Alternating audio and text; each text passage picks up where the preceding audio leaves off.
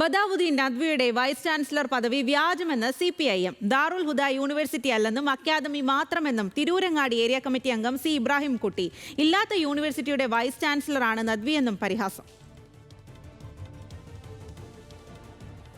വിവരങ്ങളുമായി ശാന്തകുമാർ വെള്ളാലത്താണ് ചേരുന്നത്. ശാന്തകുമാർ, എന്താണ് ഇപ്പോൾ CPIM പരിഹാസം?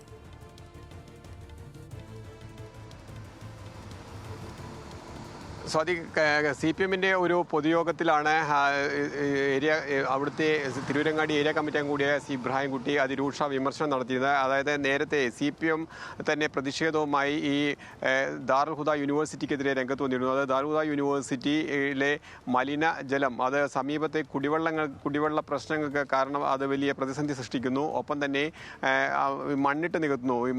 സ്ഥലം ദാറുൽ ഹുദ യൂണിവേഴ്സിറ്റിക്ക് വേണ്ടി സ്ഥലം മണ്ണിട്ട് നികത്തുന്നു തുടങ്ങിയ പ്രശ്നങ്ങൾ ഉന്നയിച്ച് പ്രതിഷേധം നേരത്തെ തന്നെ ഉണ്ടായിരുന്നു. അതിനെതിരെ ദാറുൽ ഹുദ യൂണിവേഴ്സിറ്റി വൈസ് ചാൻസലർ കൂടിയായിട്ടുള്ള ഈ ബഹാവുദ്ദീൻ നദ്വിയും കഴിഞ്ഞ ദിവസം ശക്തമായ പ്രതികരണവുമായി രംഗത്ത് വന്നിരുന്നു. അതാണ് ഇപ്പോൾ CPM-നെ കൂടുതൽ പ്രതിഷേധത്തിലേക്ക് എത്തിയിരിക്കുന്നത്. അപ്പോഴാണ് ഈ ദാറുൽ ഹുദ എന്നത് ഒരു യൂണിവേഴ്സിറ്റി അല്ലെന്നും ഒരു അക്കാദമിയാണെന്നും ഇത് വൈസ് ചാൻസലർ അല്ല, ഒരു വ്യാജ വൈസ് ചാൻസലർ ആണ് എന്നും CPM ഏരിയ കമ്മിറ്റി അംഗം C. ഇബ്രാഹിം കുട്ടി കഴിഞ്ഞ ദിവസം പറഞ്ഞത്. കാരണം അതിനായി അദ്ദേഹം ചില ഉദാഹരണങ്ങളും ചില രേഖകളും സൂചിപ്പിക്കുന്നുണ്ട്. തിരൂരങ്ങാടി തിരൂരങ്ങാടി നഗരസഭയിൽ ഇതിനുവേണ്ടി ഒരു വിവരാവകാശം കൊടുത്തിരുന്നു.